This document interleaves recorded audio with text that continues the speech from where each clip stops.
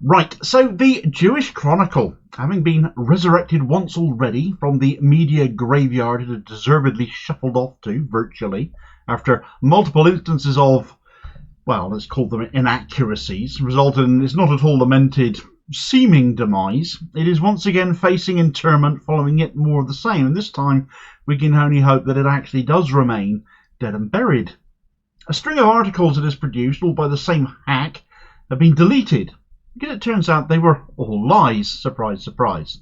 Given the JC was peddling hard for Israel and the person writing these articles was apparently a former IDF figure, perhaps the dishonesty written is only actually a surprise to the Chronicle. A member of the IDF lying? Surely not. Having been saved by a conglomerate of fundamentally establishment media people when the paper virtually collapsed under the weight of its own lies previously, their investment appears to be imploding as a further 3 journalists walk away from the Jewish Chronicle amidst this latest debacle, not wishing to be associated with it any longer. So if this is the beginning of the end of the Jewish Chronicle, again, let's hope that this time it really does turn out to be permanent. Right, so the Jewish Chronicle. For most of us, I dare say it was a publication we were not particularly aware of until the anti-Semitism smears against Jeremy Corbyn began to take hold, now having been revealed to be the brainchild of the Labour right wing, who have at last admitted, bragging even, that they did weaponise the issue of anti-Semitism to take Corbyn down. The change we could have had under his plans denied to us by the same people that have now been awarded a supermajority to govern the country with for the next 5 years, all in the viewpoint that they're going to take us all back to the bad old days of Blairism. It is the oldest Jewish newspaper publication in the world, though, the Jewish Chronicle, having been in circulation since 1841. But it's no exaggeration to say it has been run into the floor in recent years and been successfully sued and adjudicated against on multiple occasions by the regulator. For example, in 2019, the Chronicle libelled the Palestinian Relief and Development Fund by saying they had links to terrorist activity, winning them an apology and £50,000 in compensation. Later the same year, the usually toothless press regulator Ipso, it is, after all, media figures from those papers regulating themselves pretty much, ruled against the JC again in relation to 4 articles it had written about Corbyn's Labour, saying it had breached the code of conduct. Something it has done on numerous other occasions as well, and ended up paying out costs and damages to Labour activist Audrey White in that instance. You may have seen the clip of the Liverpool lady who accosted Starmer in a cafe before being bundled out, as shown here. This was Audrey White. In 2020, the JC went after Labour councillor Nadia Al-Sanjari, claiming they were a member of leftist group Momentum and had launched a protest at Jewish former Labour MP Luciana Berger in terms suggestive of being anti-Semitic. This too blew up in their faces. There are so many, numerous other examples connected to this paper particularly. Its then editor Stephen Pollard, its senior reporter at the time Lee Harpin. Collectively, the disreputable conduct cost them all dearly, and the paper basically went bust in 2020. We thought it was surely done for, but it was then saved by a consortium in a bit of a messy takeover. Those who saved it include current BBC board member, former head of news at the BBC, brother of a former Tory MP, and also formerly Theresa May's head of communications, Robbie Gibb. Also involved was John Ware, he of the Panorama hit piece on Jeremy Corbyn titled Is Labour Anti-Semitic, which in his view, of course it was, despite those admissions coming from Labour figures now that it was a scam.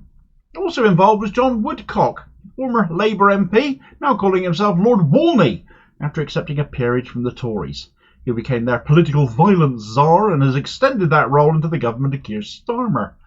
They even chose to retain Stephen Pollard as editor following this group's little takeover. You can decide for yourself why such a group of individuals like these people might have chosen to save the Chronicle. But should we really be surprised at it seemingly verging on collapse again now? Let's fast forward here to the present, though. It's worth spelling out just a bit of the Chronicle's track record recently in case you weren't familiar. But fundamentally, some things don't change. For others, well, they have. The story now centres around articles written for the Chronicle by a freelancer and formerly of Israel's IDF, a guy called Elon Perry.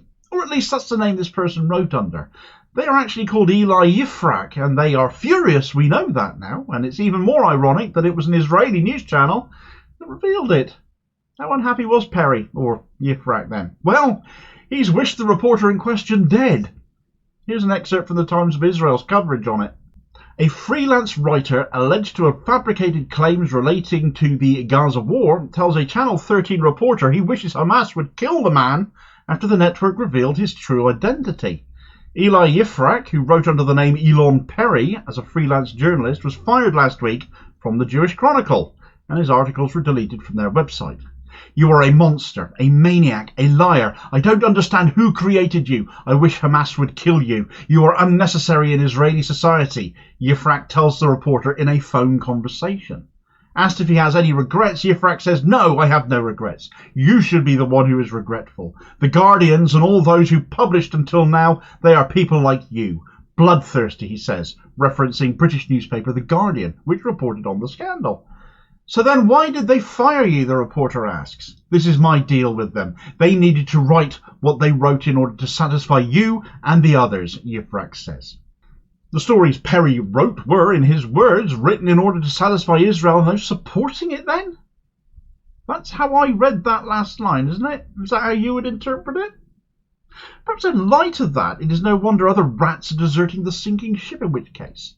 The Guardian was mentioned in that diatribe of Perry's there, and one scribbler who writes for them as well as the JC, who will no longer be, is one of the most high-profile journalists who targeted Corbyn relentlessly over allegations of anti-Semitism, a guy called Jonathan Friedland, someone who once wrote an article in The Guardian entitled, "Many Jews want Boris Johnson out, but how can we vote for Corbyn?"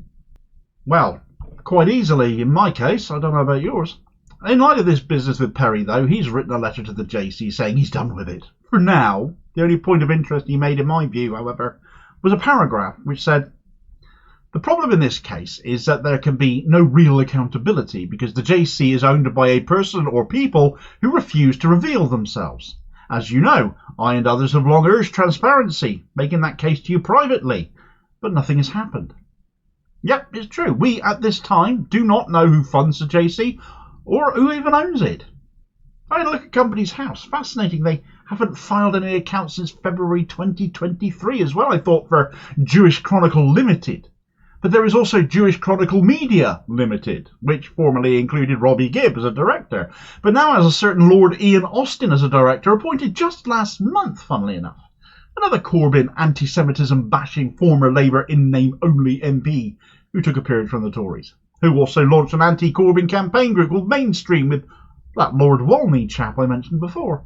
So it all goes around and comes around, and with such appalling people all seemingly travelling in the same nasty circles, accusations of anti-Semitism, no transparency, no due diligence, pro-Israel, anti-Corbyn, who of course is well known for his work on pro-Palestine rights, all centred around a newspaper to voice their rancid dishonesty, and again that paper is caught out for it, and again now faces condemning to the dustbin of history.